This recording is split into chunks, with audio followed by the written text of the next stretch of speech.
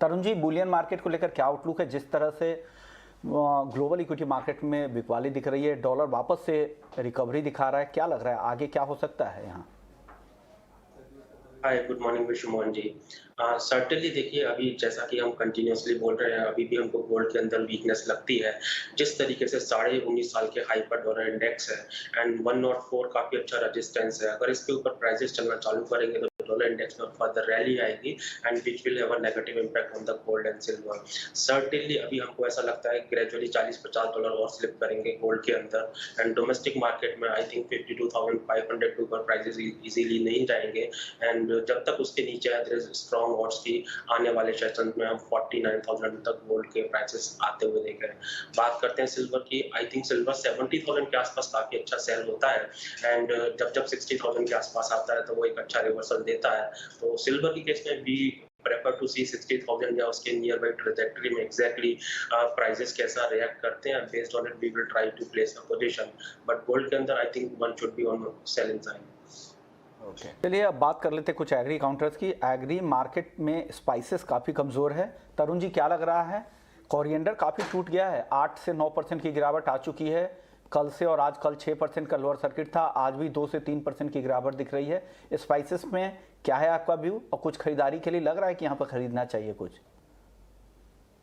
I think last couple of days के अंदर जो करेक्शन आया है, उस जिस तरीके से करेक्शन आया है, ऐसा लगता है कि फर्दर पॉसिबिलिटीज है करेक्शन आने की, और आई थिंक शॉर्ट टर्म में सेलिंग साइड में रहना चाहिए।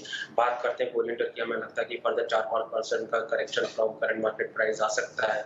इवन जीरा डिस्पाइट द लोअर प्रोडक्शन, तो हमने काफी अच्छा 15,000 से 23,000 तक रैली देखा था, बट 23,000 के ऊपर प्राइस सस्टेन नहीं कर पा रहे और रेंज बना दिया है। 19,000 19,500 से बाइंग आता है एंड 22-23,000 से सेलिंग आता है। और वंस अगेन जिस तरीके से प्राइसेस में करेक्शन लिया है, आई थिंक आने वाले सेशंस में हम 19,500 तक देख सकते हैं। कॉटन को लेकर क्या लग रहा है? कॉटन में हालांकि कल के रिकॉर्ड के बाद आज हल्की मुनाफा वसूली भी दिख रही है, हालांकि 47,000 का लेवल छूने के बाद ये मुनाफा वसूली आई। अब क्या लग रहा है, क्या करना चाहिए आज की गिरावट पर, Tarun ji? I think cotton ने इस वीक वंस अगेन हमने देखा डोमेस्टिक मार्केट के अंदर रिकॉर्ड हाई बनाया और इंटरनेशनल मार्केट में 150 सेंट्स पर पाउंड का जो हाई बनाया 11 साल में हमने ये प्राइस आते हुए देखा। सप्लाई टाइटनेस डोमेस्टिक मार्केट में भी है और इंटरनेशनल मार्केट में भी है। साइमल्टेनियसली यूएस के जो प्रोड्यूसिंग बेल्ट है, वहाँ पर जो कुछ बेल्ट्स के अंदर जो ड्रॉट कंसर्न है, वो भी एक सपोर्टिंग फैक्टर हो जाता है। आई थिंक अभी जो फ्रेश सप्लाई आएगा कॉटन का, वो एक्चुअली और नवंबर में ही आना चालू होगा, चाहे हम यूएस की बात करें चाहे इंडिया की।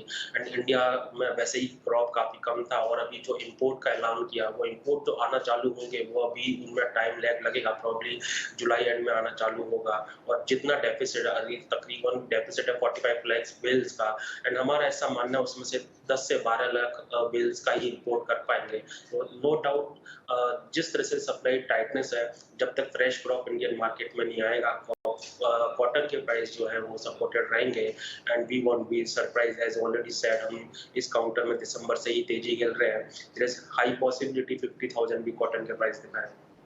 50,000 तक के भी लेवल देख सकते हैं। अब गेहूं की बात कर लेते हैं। ओरिगो की आपकी एक रिपोर्ट भी थी जिनमें आप लोगों ने सबसे पहले अलर्ट किया था कि गेहूं का उत्पादन कम रह सकता है। हालांकि सरकार का जो पहला अनुमान था वो उत्पादन पिछले साल से ज़्यादा रहने का अनुमान था, लेकिन अब जो नया अनुमान जो जारी किया गया है वो अब सरकार भी मानती है कि उत्पादन इस साल घट सकते हैं और पिछले साल से कम गेहूं उत्पादन हो सकता है। क्या लग रहा है सर, ऐसी क्या वजह है कि उत्पादन कम है, और आप पुराने रिपोर्ट पर कायम है? क्या आप भी अपने रिपोर्ट को और डाउनवर्ड रिवाइज करना चाहेंगे, और उत्पादन आपको लग रहा है कि और यहाँ से कम हो सकता है? जिस तरीके का सिनारियो है, सर्टेनली जो क्रॉप का साइज है वो काफी कम है एंड हमने 2 सिनारियो बनाए हुए हैं। बेस्ट केस सिनारियो में जो रहना चाहिए वीट का प्रोडक्शन, वो तकरीबन 102 मिलियन मेट्रिक टन का रहना चाहिए, जो कि सरकार का 105 है, उसके आसपास ही है। एंड हमको वर्स्ट केस सिनारियो में लगता है कि 90 मिलियन मेट्रिक टन का भी डाउनसाइड रह सकता है। जिस तरीके से डिस्पाइट द हायर प्रोडक्शन, जिस तरीके से एस्टिमेट्स आ रहे थे, मार्केट में माल अवेलेबल नहीं था, और जो अर्ली हीट वेव देखा उसके चलते जो गेहूं था अंदर से हॉलो हो गया था और काफी ज्यादा, जिसकी वजह से यील्ड कम हुआ है। That is one of the reasons की मार्केट के अंदर गवर्नमेंट और अदर बॉडीज को भी प्रोडक्शन लोअर रिवाइज करना पड़ा। सी अगर आप देखेंगे जिस तरीके से एक्सपोर्ट अगर बैन नहीं किया, तो सर्टेनली आज हम 2200-2300 रुपए पे जो एक्सपोर्ट कर रहे हैं, कल को हो सकता है 3, साढ़े 3-4 हज़ार पे इम्पोर्ट करना पड़े।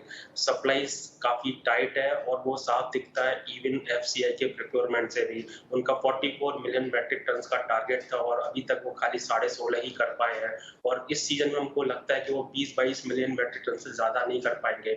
और कहीं ना कहीं वो साफ दिखता है, अभी जो प्रधानमंत्री जन कल्याण योजना थी उसमें उन्होंने क्लियर कर दिया कि वीट का डिस्ट्रीब्यूशन कम करेंगे और वो उसकी जगह कॉम्पनसेट करेंगे राइस से। इवन क्रिटिकल सिचुएशन यूपी में हो जाती है जहां उन्होंने वीट को पूरा ही राइस से रिप्लेस कर दिया है। तो कहीं ना कहीं जो एक्टिविटीज दिख रही है मार्केट के अंदर, माल अवेलेबल नहीं है, और अगर अवेलेबल है तो वो प्राइवेट लैंडर के पास है, एक्सपोर्ट के लिए अवेलेबल है, वो कहीं ना कहीं हिंट करता है कि we are having a wheat crisis this year and we will have a more firmer prices then now.